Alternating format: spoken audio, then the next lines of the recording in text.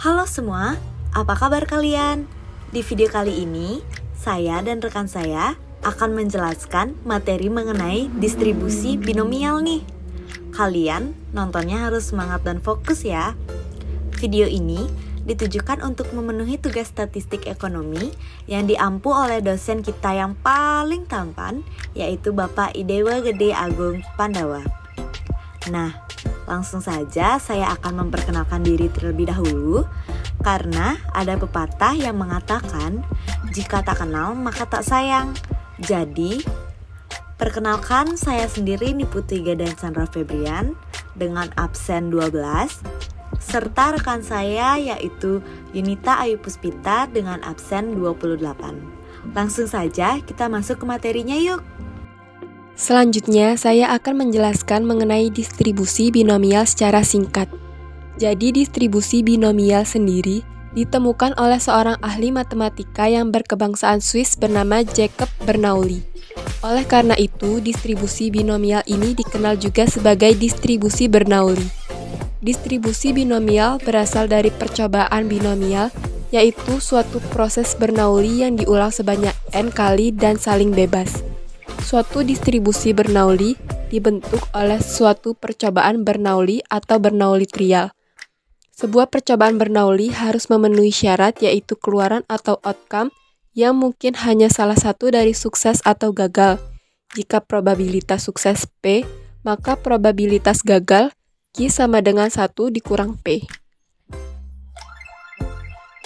Nah, setelah memahami pengertiannya, kita akan masuk ke dalam ciri-ciri dari distribusi binomial itu sendiri. Yang pertama, ada banyaknya percobaan diketahui dan tetap N, atau jumlah percobaan. Jadi, bila jumlah N atau jumlah percobaan tetap dan P atau probabilitas suksesnya kecil, maka distribusi yang dihasilkan akan miring ke kanan, dan bila P atau probabilitasnya makin besar, maka kemiringan akan berkurang, dan bila P atau probabilitasnya sukses mencapai 0,5, maka distribusi akan menjadi simetris. Bila P atau probabilitas suksesnya lebih besar dari 0,5, maka distribusi yang dihasilkan akan miring ke kiri. Selanjutnya yang kedua, yaitu percobaan hanya memiliki dua kemungkinan hasil. Jadi dua kemungkinan tersebut hanya berhasil atau gagal, ya atau tidak, success or fail. Selanjutnya yang ketiga, peluang yang berhasil sukses dinyatakan dengan P, dan dalam setiap ulangan nilai P tetap. Dan peluang yang gagal dinyatakan dengan Q, di mana Q sama dengan 1 kurang P. Yang keempat, untuk ciri-cirinya ialah percobaan harus bersifat independen satu sama lain, artinya peristiwa dari suatu percobaan tidak mempengaruhi atau dipengaruhi peristiwa dalam percobaan lainnya. Selanjutnya, percobaan terdiri atas N ulangan, jadi percobaannya dilakukan sebanyak N kali atau sebanyak yang diminta. Dan terakhir, nilai N itu kurang dari 20 dan nilai P lebih dari 0,05. Lalu kita akan membahas mengenai persyaratan eksperimen binomial. Nah, pada persyaratan ini berguna agar sebuah percobaan termasuk dalam jenis eksperimen binomial atau tidak. Jadi, seluruh persyaratan harus terpenuhi seperti yang pertama, jumlah percobaan tetap atau fixed number of trial. Yang kedua, tiap eksperimen pasti memiliki dua hasil, yaitu sukses atau gagal. Dan yang ketiga, peluang sukses tiap eksperimen beratnya sama. Lalu yang terakhir, setiap eksperimen bersifat bebas dan tidak terikat pada eksperimen lainnya. Karena dalam beberapa kasus distribusi binomial memiliki faktor penentu yang berbeda dari kondisi normal, maka muncul beberapa jenis distribusi binomial khusus. Jenis distribusi binomial khusus diantaranya adalah yang pertama ada distribusi binomial negatif, Yang kedua ada distribusi binomial kumulatif, dan yang terakhir ada distribusi binomial Poisson. Selanjutnya, saya akan menjelaskan mengenai distribusi binomial negatif. Meskipun bernama negatif, bukan berarti hasil perhitungan distribusi binomial ini bernilai minus. Distribusi binomial negatif bukan mencari besarnya kesuksesan sebuah percobaan, melainkan mencari peluang kondisi awal terpenuhi untuk hasil kesuksesan tertentu. Yang kedua, distribusi binomial kumulatif. Distribusi binomial kumulatif dikatakan berbeda dari kondisi normal karena akan menghitung besarnya peluang beberapa kondisi sukses sekaligus. Dan yang terakhir ada distribusi binomial Poisson. Distribusi binomial Poisson merupakan jenis yang paling spesial karena akan digunakan hanya jika besar peluang suksesnya kecil atau P kurang dari 0,05, sedangkan jumlah percobaannya besar atau N lebih besar dari 20. Jadi kita sekarang akan masuk ke dalam pembagian rumus dari distribusi binomial itu sendiri. Bisa dilihat di layar bahwa banyak sekali rumus distribusi binomial. Nah, yang sekarang akan kita bahas adalah rumus distribusi binomial normal yang biasanya sering digunakan. Nah, itu ada di sebelah deret kiri, deret pertama, dan deret kedua. Lebih jelasnya, untuk rumus distribusi binomial yang pertama, jadi peluang X sama dengan N itu sama dengan C NX.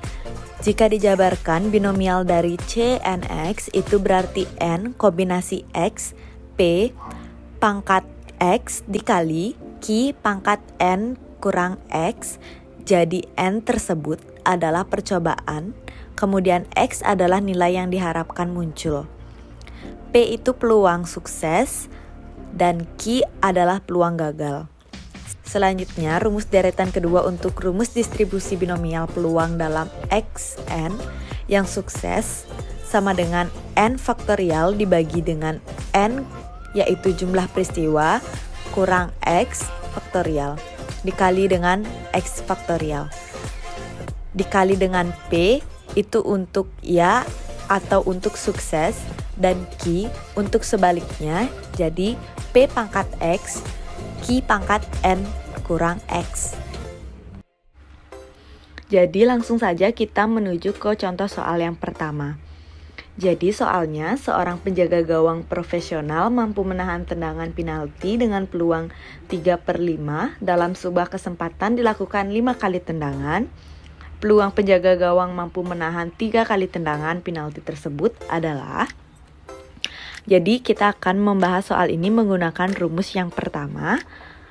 Rumus yang peluang X sama dengan X sama dengan C NX ditambah P pangkat X dikali Q pangkat N kurang X.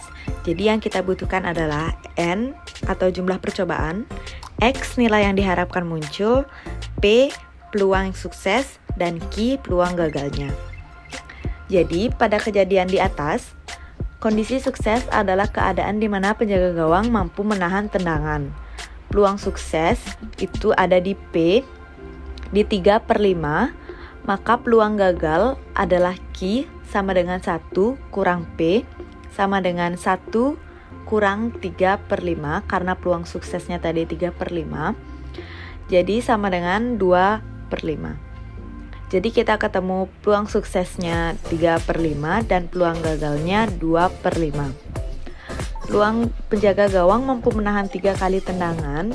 Jadi X-nya sudah ketemu sama dengan 3 karena dia mencoba menahan 3 kali tendangan dari 5 kali tendangan. Jadi dari sini kita menemukan N sama dengan 5, X sama dengan 3, P sama dengan 3/5, dan Q sama dengan 2/5. Jadi kita masukkan saja ke rumusnya semua. Tinggal kita ubah. N sama dengan 5, X sama dengan 3, P sama dengan 3/5, X-nya lagi tinggal diganti 3. Sekarang lanjut ke Q, itu kita ubah menjadi 2/5, dan N itu diganti 5, lalu dikurang X sama dengan 3. Lanjut, Cnx itu berarti N kombinasi. Berarti kita ubah menjadi 5 faktorial serta 2 faktorial dikali 3 faktorial dikali 3 per 5 pangkat 3 dikali 2 per 5 pangkat 2 sama dengan 10. Karena sudah dikalikan semua, ditemukan 10 dikali 3 pangkat 3 itu ada di 27, 5 pangkat 3 itu 125 dikali 2 pangkat 2 4, 5 pangkat 2 25. Jadi hasil akhirnya setelah dikalikan semua menemukan hasil 216 per 625. Selanjutnya di sini ada contoh soal distribusi binomial yang kedua. Soalnya adalah probabilitas seorang bayi tidak diimunisasi rubella adalah 0,20,2. Pada suatu hari di Puskesmas Busan ada 4 orang bayi. Peluang dari bayi tersebut 3 orang yang belum diimunisasi rubella adalah. Pada soal ini, kita bisa menggunakan rumus peluang Xn yang sukses sama dengan N faktorial per dengan N yaitu jumlah peristiwa dikurangi X faktorial dikali dengan X faktorial. Dikali dengan P itu untuk Y atau sukses dan Q untuk sebaliknya. Jadi P pangkat X dan Q pangkat N min X. Penyelesaiannya di sini adalah peluang tidak diimunisasi adalah 0,2. Sedangkan peluang diimunisasi adalah Q sama dengan 1 min P sama dengan 1 min 0,2 sama dengan 0,8. Jadi, peluang 3 dari 4 bayi belum diimunisasi adalah peluang X-nya 3 dan N-nya 4. Sama dengan kombinasi 4 dan 3 dikali 0,2 pangkat 3 dikali 0,8 pangkat 4 min 3. Sama dengan 4 faktorial per 1 faktorial dikali 3 faktorial dikali 0,008 dikali 0,8. Hasilnya adalah 0,0256.